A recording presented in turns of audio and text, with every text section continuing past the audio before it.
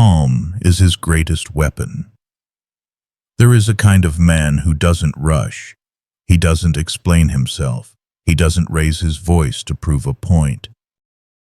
And yet, when he enters the room, everything slows down, not because he demands silence, but because his presence commands it. You can't quite explain it, but there's a gravity to him, a steady pulse beneath the chaos. While others react, he waits. While others panic, he breathes. He is not loud. He is not showy, but he is unmistakably powerful, because in a world addicted to noise, his calm has become his greatest weapon. The kind of calm that isn't borrowed from a meditation app or a fleeting motivational quote. This calm is forged in storms, in setbacks, in solitude, in knowing who he is and who he refuses to become. He doesn't fight every battle. He doesn't chase every critic. He simply holds the line. And that is what makes him dangerous in the best possible way. This man is not rare by birth. He is rare by choice. The choice to lead himself before trying to lead anyone else. How to be a stoic leader in a world of chaos. The world we live in is loud, louder than ever. Louder with opinions, louder with outrage, louder with pressure to perform. Every scroll tells you to hustle harder. Every voice tells you to do more, show more, speak more. But what if the strongest move is not to speak, but to stand still? What if leadership today doesn't need more performance, but more presence? That's where Stoicism enters, not as an outdated philosophy, but as a living compass. A guide for those who want to rise, not by controlling others, but by mastering themselves. Marcus Aurelius, a Roman emperor with more power than anyone in his time, did not rule with fear. He ruled with discipline, with clarity, with quiet strength. And in the pages of his journal, he left us a blueprint. Because real leadership isn't built in the spotlight. It's built in the moments no one sees. When the storm is loud, but you remain unmoved. This is not about pretending to be calm. This is about becoming the kind of person whose calm changes the atmosphere. And if you've ever felt like the world around you is pulling you in too many directions, if you've ever wanted to feel steady, no matter what happens outside of you, then you're ready. This isn't just a lesson. It's a path to becoming a stoic leader. Firm, grounded, and guided by something deeper than applause. And it begins here. With 8 principles, 8 foundations, 1 unshakable soul. Let's begin. Part 1. Clarity of control. To walk the path of a stoic leader, one must first return to something ancient, something that has guided emperors through war, philosophers through poverty, and ordinary people through heartbreak. It begins not with action, but with understanding, a simple yet powerful truth that the Stoics called the dichotomy of control. And though the words are quiet, the shift they offer is profound. You must know what is yours to carry and what is not. Marcus Aurelius wrote in his Meditations, "You have power over your mind, not outside events. Realize this and you will find strength." This was not a poetic metaphor. It was survival, because he ruled an empire constantly at the edge of collapse, plagues, wars, betrayals. And still he returned each night to his journal, not to complain, but to remember. Only his mind belonged to him. Everything else he would learn to hold lightly. The outer world is not yours, but your response to it is. Think of a storm. Wind may shake the trees, but it cannot shake the mountain that understands its roots. So too with you. You cannot control whether people respect you. You cannot control the choices others make, or how they see you, or whether they show up. You cannot control the economy, or politics, or even the body you wake up in tomorrow. But you can always choose how you show up today, with what mindset, with what energy. with what principle? This is not weakness, this is radical strength. Because the man who wastes his days chasing what he cannot command, approval, outcomes, applause, will eventually feel hollow even when he wins. But the man who lives aligned with what is within his power finds a kind of peace that nothing can steal. There is freedom in letting go. Epictetus, born a slave and risen to become a Stoic teacher, compared life to an archer. You can train your aim, you can draw the bow with precision, you can steady your breath and release at the right moment. But once the arrow leaves your fingers, the result is no longer yours. The wind may shift, the target may move. The outcome may betray you, but if you did your part, fully, faithfully, then you have already succeeded. That is the Stoic way. A Stoic leader focuses not on the applause of others, but on the alignment within. He asks, was I just today? Was I patient? Did I act with courage even if it went unnoticed? Did I speak only when it mattered? If the answer is yes, then the day was not wasted. No matter what chaos swirled around him, let the world be loud. Let it demand and judge and pull. But you return to this center, your thoughts, your actions, your integrity. Because the Stoic leader does not lead by shouting instructions. He leads by embodying clarity. People follow not his orders, but his example. They follow because they see someone who is not controlled by chaos, someone who is not dancing for attention, someone who is anchored even when the ground shakes. And in a time like ours, that kind of presence is rare, and that kind of presence is powerful. So begin here. Write it down if you must. Whisper it to yourself in the mirror. This I can control. This I cannot. And then release everything outside your hands, because what's left is yours. And that is more than enough to build something unshakable. That is how a Stoic leads, not by grasping harder, but by holding only what was always his to carry. And when you walk that way, the noise fades, the path clears, and your calm begins to lead the room. Part 2. Emotional Sovereignty.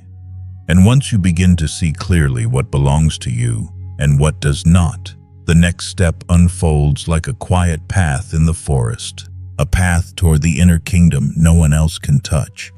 This is the seat of your emotional power, and the Stoics called it sovereignty. A Stoic leader rules first over his emotions, not by denying them, but by mastering them. Because the truth is, your emotions are not your enemy. They are signals. They rise like waves, sudden and strong. But waves don't decide where the ship sails. You do. You will be insulted. You will be misunderstood. People will test your boundaries, not out of malice, but because most people are lost within their own storms. And yet a Stoic leader does not allow their weather to determine his day. He knows that who controls your emotions controls your life. And no title, no power, no influence in the world matters if anyone with loud words or cruel opinions can reach into your chest and pull your peace apart. So he builds a quiet citadel inside, a place where breath slows, where thoughts are questioned, not obeyed, where anger may knock, but it is not handed the key. This doesn't mean you become cold. It means you become clear. You no longer react, you respond. With discipline, with intention, with power that's held, not flung. Imagine a fire, the kind that warms, not the kind that burns.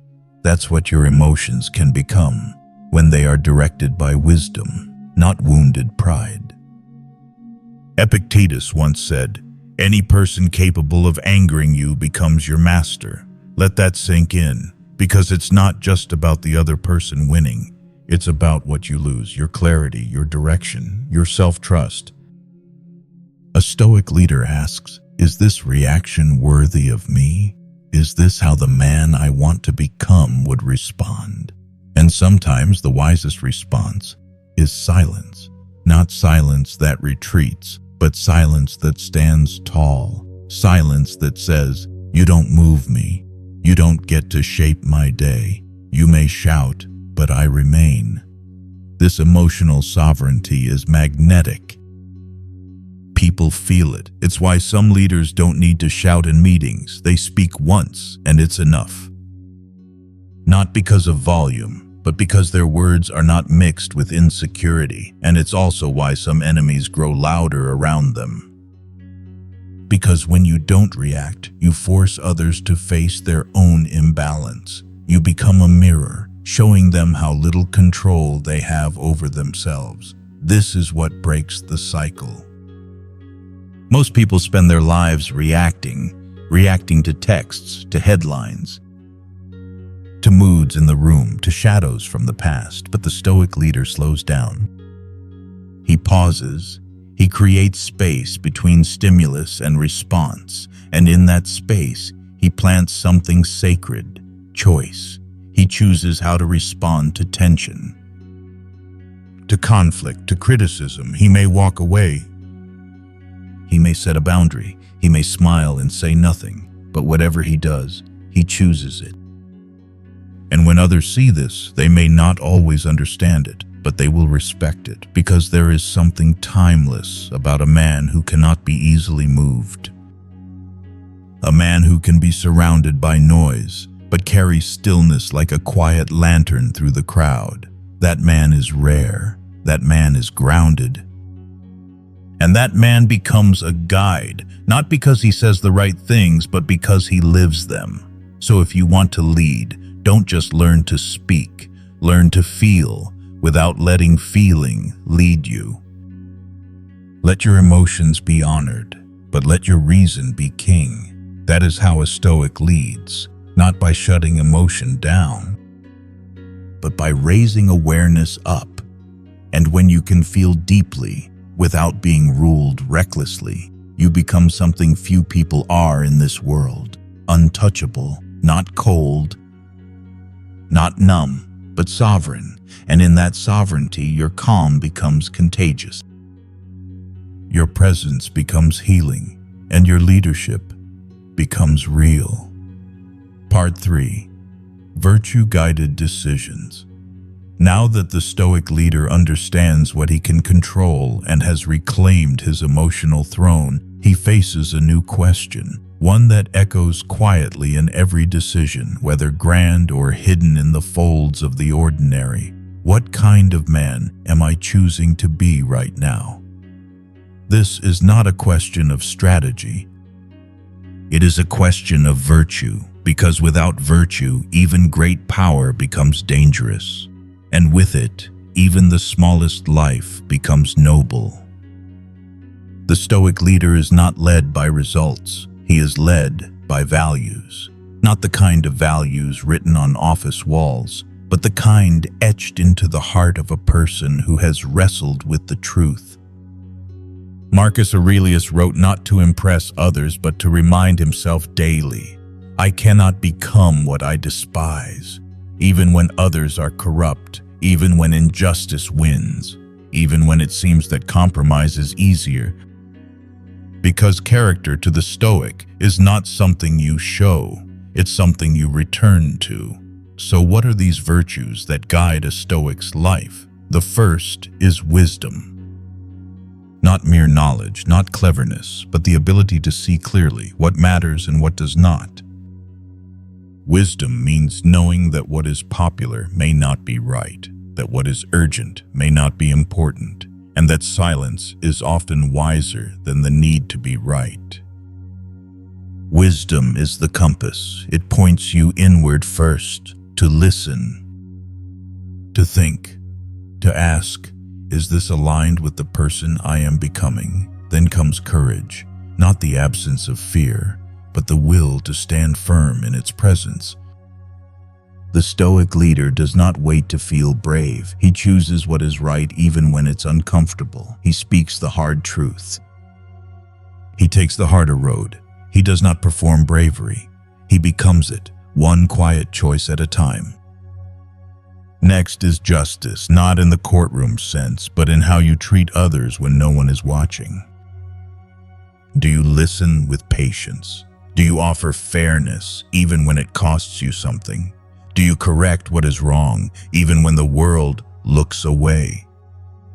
A Stoic leader lives in alignment with the golden truth. We are here to serve, not dominate. And finally, there is temperance, restraint, balance, the wisdom to know when enough is enough. In a world of extremes, temperance is a quiet rebellion. It says, no, I don't need more attention.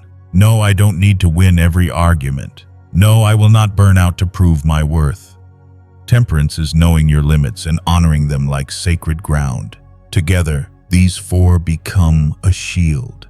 Not a shield to hide behind, but one to carry with honor as you walk through storms. Because leadership will test you, power will tempt you, praise will try to change you. And without virtue, even a strong man will lose himself. But the Stoic leader keeps coming back to the same root question. Is this aligned with my values? Am I still becoming the man I was meant to be? This kind of leadership doesn't shout, it doesn't try to impress, it simply is. And in time, people begin to feel it. They begin to trust it. Because when the winds of opinion shift, you remain grounded. Not in ego, but in principle.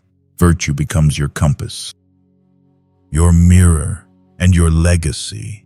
And when the day ends, and the noise fades, and you're left with only yourself in the quiet, you will know, I chose rightly. I did not betray myself. That is the kind of peace no title can buy. That is the kind of strength no failure can take. That is the kind of leader the world quietly follows, because virtue never needs to raise its voice. It simply lives, and that, my friend, is enough. Part 4. Powerful stillness.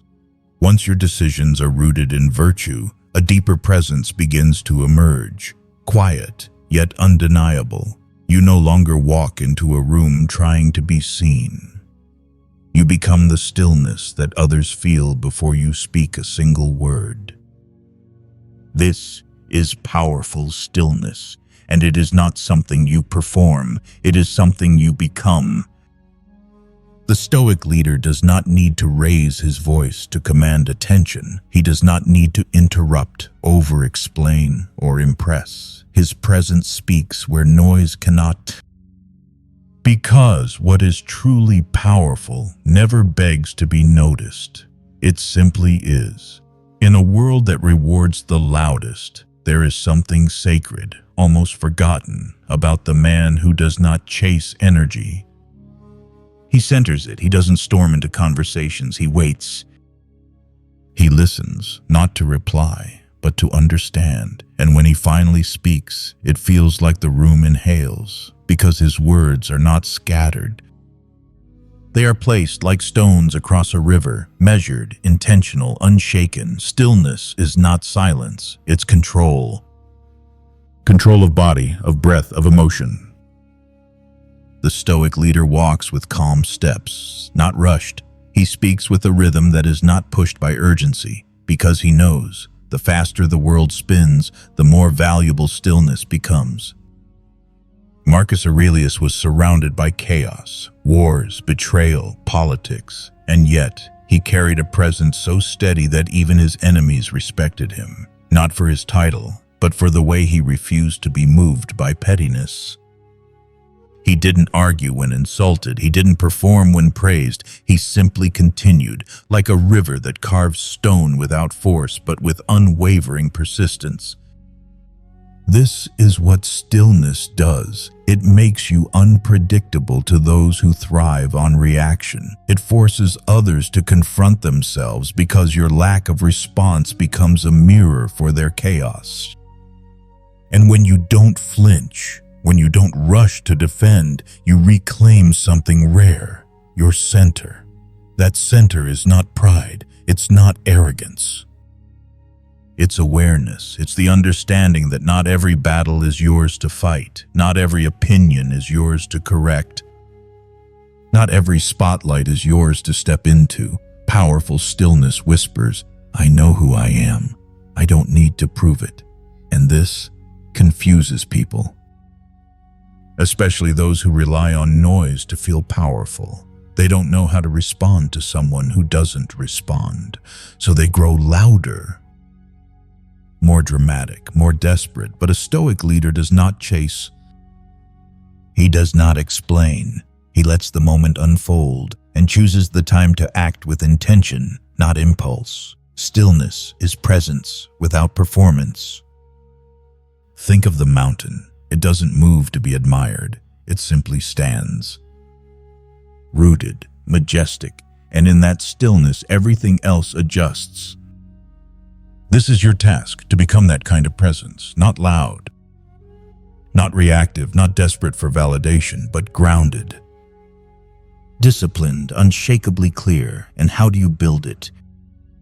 You slow your breath, you practice restraint, you pause before responding. You speak less, but mean more. You observe the room before you speak into it. You enter spaces not looking to fill them, but to bring clarity into their clutter. Stillness does not ask for attention. It commands it, not with force, but with depth. And in time, people begin to look toward you when others panic. They begin to lean in when you speak. Not because you made yourself loud, but because your stillness became a rare form of leadership, the kind that cannot be shaken by trends, applause, or opinions. That is what powerful stillness creates. Not just peace within, but influence without. And the man who carries that kind of calm doesn't need to say much, because everything about him already speaks. Part 5. Detachment from outcome. And once your presence becomes still, once your silence carries meaning deeper than words, the next test arrives, quietly, but with weight. It is not about how you act, but about what you cling to. Because even with control, virtue, and stillness, there is a subtle chain that can still bind you. A desire to see things go your way, to win, to be seen, to succeed. But the Stoic leader knows this is where most fall, not because they lack strength, but because they tied their peace to something they could not keep. The Stoic path demands one more shift: detachment from outcome. This does not mean apathy. It does not mean surrender. It means this: you give your best, then you let go.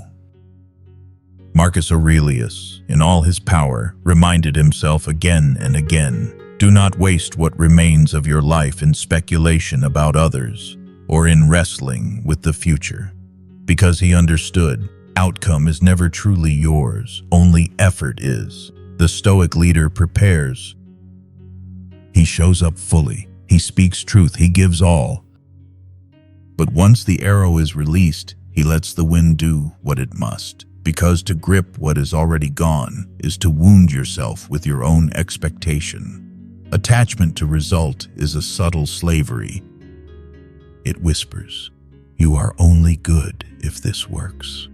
You are only strong if they notice. You are only worthy if the outcome favors you. And when that doesn't happen, because life is often indifferent, the man who clings begins to break. He questions his value. He blames others. He spins in doubt and regret. But the Stoic stands in a different space. He says, I did what I could, with all I had. The rest is none of my business. This detachment is not withdrawal, it is liberation. It's what allows the Stoic to move forward no matter the result. To stay rooted in process, not applause. To lead without fear of failure, because he does not tie his worth to it. And that's why his leadership becomes so rare. Because most are pulled by outcomes like leaves in the wind, praising themselves when things go well and drowning in doubt when they don't. But the Stoic, he stays the course. Because his compass is internal, not bought by success, not broken by defeat. This is how true strength grows, through surrender, Not surrender of discipline, but surrender of control over things that were never yours to begin with. A Stoic leader builds the foundation. He lays every brick with care. He checks every corner for weakness. But he does not obsess over how the world will receive it. He builds because building with truth is reward enough. This detachment sharpens clarity. When you no longer fear loss, you lead with more courage. When your peace is not tied to applause, you speak with more honesty. And when you let go of what is not yours, you finally find peace in what is. You begin to walk differently. You work without desperation. You give without strings. You serve with no need to be seen. And strangely, this is what people begin to notice, not your striving, but your steadiness, not your success, but your freedom. Because in a world that clings, the one who lets go becomes a mystery, and mystery becomes influence. So here is your task. Do the work. Then let it go, not with bitterness, but with trust. Trust that truth will do what truth always does. Take root in the right time, in the right soil, even if it doesn't bloom where you expected. This is not easy, but it is powerful.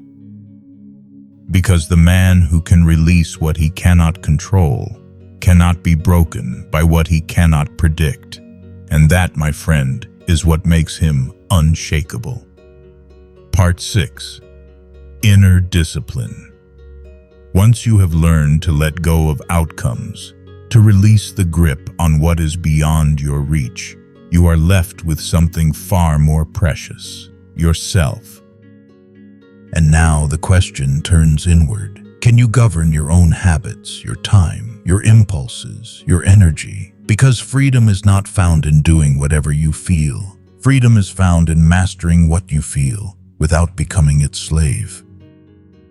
This is where the Stoic leader turns to his quiet foundation, not in the noise of goals, but in the daily choices no one sees. This is the realm of inner discipline. Discipline is not punishment, it is protection. It is the invisible structure that allows greatness to take root. Without it, even the brightest vision will collapse under the weight of distraction. Discipline is what gets you out of bed when comfort tempts you. It's what keeps you focused when the world begs for your attention. It's the small no you say to the lesser thing, so you can say a stronger yes to what truly matters. And yet, this discipline is not loud. It does not show itself with fury or force. It is slow, soft, sometimes boring, but always sacred. The Stoic leader trains his rituals the way a blacksmith tempers iron, with care, with heat, with repetition. He knows that how you do the small things determines how you will stand in the storm. Because when the moment of challenge comes, you will not rise to the occasion. You will fall to the level of your practice. So what does this discipline look like? It is choosing silence over unnecessary opinion, stillness over urgency, purpose over distraction. It is the way you guard your morning, not just for productivity, but for clarity. It is the way you resist the itch to check your phone when your mind asks to be still. It is the way you protect your peace by not explaining yourself to those who only want to misunderstand you. It is the way you speak less, not because you have nothing to say, but because you've learned that truth grows better in silence. Discipline is how the Stoic leader holds his power. He does not pour it out carelessly, trying to be everywhere, please everyone. He does not need to share every opinion, reveal every emotion, chase every opportunity. Because he understands, leaks in energy are often disguised as good intentions. So he learns to hold, to wait, to say no, to step back when his ego wants to rush forward. This is not retreat, it is command. Inner discipline creates space. Space to think, space to feel without being ruled, space to observe instead of react. And this space is where wisdom grows, where the true self sharpens, where the leader is formed, not in spotlight, but in solitude. Epictetus once said, "No man is free who is not master of himself." And that is what inner discipline gives you: freedom. Freedom from being driven by impulse, freedom from chasing everything shiny, freedom from burning out trying to prove your worth, because the Stoic leader knows that what is unguarded will be invaded, and the first place to protect is the self. So he builds habits not to impress, but to anchor. He chooses rhythm over chaos. He chooses depth over display. He walks slowly, but he walks forward every day. This is your invitation now. To stop waiting for motivation, to begin crafting the life you respect, one small act at a time, not perfectly, but persistently. You don't need to be extreme, you need to be consistent. You don't need to be impressive, you need to be intentional. And if you fail one day, you begin again the next. Because discipline is not about never falling, it's about refusing to stay down. This is how you become a leader who is trusted, not for your charisma, but for your consistency. Not for how fast you move, but for how deeply you're rooted. And in a world of drifting souls, the man who disciplines his days becomes the one others come to when the winds begin to howl. Part 7. Resilience in Adversity. After discipline has taken root in your daily life, there comes a season when the winds shift and the ground beneath you begins to tremble. Even the most prepared will feel it. Even the calmest mind will be tested. This is not failure. This is life's ancient rhythm. Because no path worth walking is without thorns, and no soul worth becoming is shaped in comfort alone. This is the hour of adversity. And it does not knock politely. It arrives when least expected. It challenges everything you've built, your patience, your clarity, your strength. But here is where the Stoic leader reveals himself, not in how loudly he fights, but in how quietly he endures. Resilience is not the absence of pain, it is the refusal to be broken by it. Marcus Aurelius, burdened with plague, betrayal, war, and loss, wrote not in despair, but in reflection.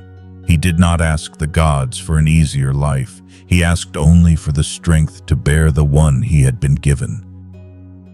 And in doing so, he left us the deepest truth of Stoicism. You cannot control the storm, but you can become the kind of man the storm cannot undo.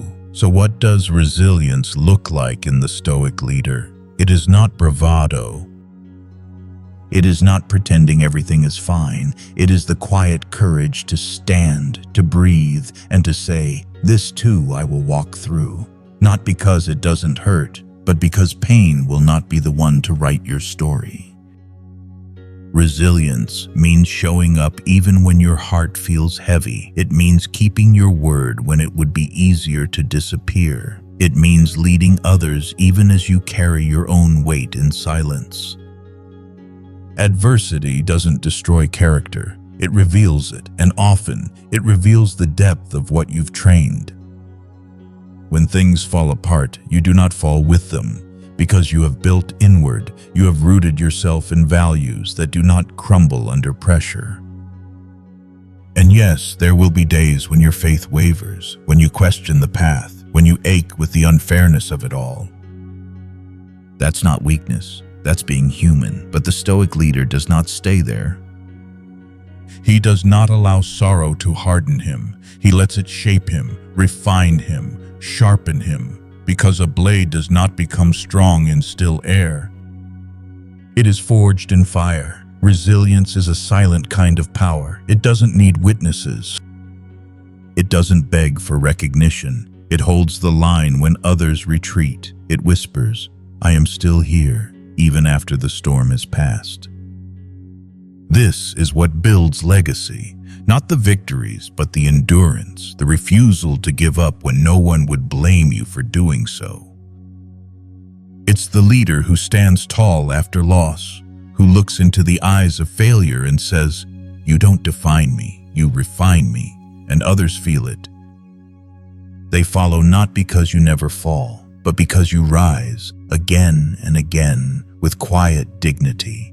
So when adversity comes, welcome it, not with joy, but with readiness. It has come to sharpen you, to strip away what is shallow and leave behind only what is true. It has come to remind you that strength is not something you find when things are easy. It is something you reveal when everything feels uncertain. And on the other side of the storm, you will not be the same. You will be deeper, wiser, quieter, and far more dangerous to anything that tried to break you. Because the Stoic leader is not just built in calm, he is tempered in chaos. And every scar he carries with pride. Not as proof of pain, but as proof that he kept walking. That is the strength the world is starving for, not perfection, but persistence. And when you lead from that place, no storm, no betrayal, no failure can steal your fire. It may shake your branches, but your roots will hold. Part 8. Purpose over performance. And now, after the storm is past, after the quiet endurance, the discipline, the release, the stillness, we arrive at the final turn in this path, one that doesn't call out to be noticed, but simply waits to be discovered. The Stoic leader does not perform. He walks in purpose, because while the world watches for charisma, he watches his direction. He is not obsessed with how things look. He is rooted in what things mean. In a time when leadership is often measured in applause, followers, and influence, the Stoic returns to the only question that matters. Why am I doing this? Not to be admired, not to be famous, not even to win, but to do what is right, to honor his nature, to serve something larger than his ego. Purpose becomes his compass. It shapes how he speaks, how he spends his time, how he chooses who to serve, and how to stand. This kind of clarity is not loud. It whispers like a deep river beneath the soil, always flowing, always guiding.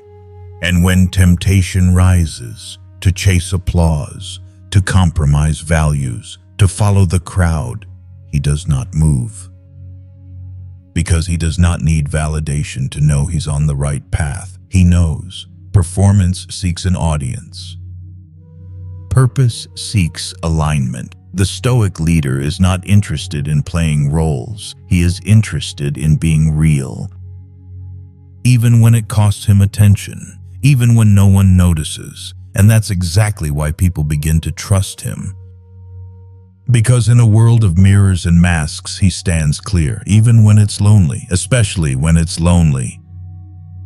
Purpose gives him direction, and direction gives him peace. Seneca once said, "If a man knows not to which port he sails, no wind is favorable. But when you know your port, when you know what you serve, then storms do not derail you. Praise does not inflate you. And criticism does not destroy you, because you're no longer steering your ship by the stars others follow. You are guided from within." This is the kind of leadership that lasts, not built on charisma, but on consistency, not built on followers, but on truth. And it doesn't burn out, because it isn't fed by adrenaline, it's fed by conviction. And that's the secret. That's the reason why the Stoic leader doesn't need to scream to be heard, doesn't need to compete for space, doesn't need to become someone else to matter. He already matters because he knows who he is. His actions are not reactions. They are extensions of his purpose, and that purpose might look ordinary. He may not carry a title or a platform. But every word he speaks, every room he enters, every life he touches, he leaves it clearer, quieter, stronger, not by pushing, but by being. So ask yourself, not, "What will they think of me if I fail?" but, "What do I stand for when no one's watching?" What kind of leader do I become when the lights are off? What would I still do, even if no one ever knew? That is where purpose lives. That is where greatness begins.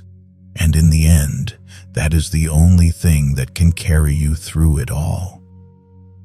When applause fades, when plans fall through, when doubts creep in, you don't keep going because it's easy. You keep going because it's true. The Stoic leader does not rise through performance. He rises through alignment, and because of that, he doesn't need to chase power. He becomes it. And in his quiet walk through the noise of the world, he reminds the rest of us what it means to lead with honor, not to be seen, but to be whole. Not to be praised, but to be real, not to perform, but to live. Become the leader you were meant to be. You've just walked the quiet path of the Stoic leader, not the path of pride. Not the path of noise, but the path of something deeper, something older than empires, yet more needed now than ever. This world doesn't need more performers. It needs presence. It needs men and women who choose discipline over distraction, who carry stillness into rooms built on urgency, who lead not by demanding respect, but by living in a way that naturally earns it. You don't need to be perfect. You just need to be rooted. Rooted in virtue, in clarity, in the quiet courage to become what this world rarely sees, a human being who leads from within. So ask yourself now, what kind of leader will I become when no one's watching? What kind of presence do I leave behind when I exit the room? What kind of legacy will I carry, not through performance, but through truth? Because the truth is simple. Calm is your greatest weapon, and purpose is your greatest compass. If this message stirred something in you, if you felt a spark of remembrance, like a part of you is finally waking up, then subscribe to the Stoic Philosophy. This space was made for you, for those who want to walk deeper, slower, wiser, like a mountain that doesn't shout, but still shapes the sky. Until next time, lead quietly, live deeply, and let your calm speak louder than the world ever could. Hold fast to what is yours, your mind, your peace, your path.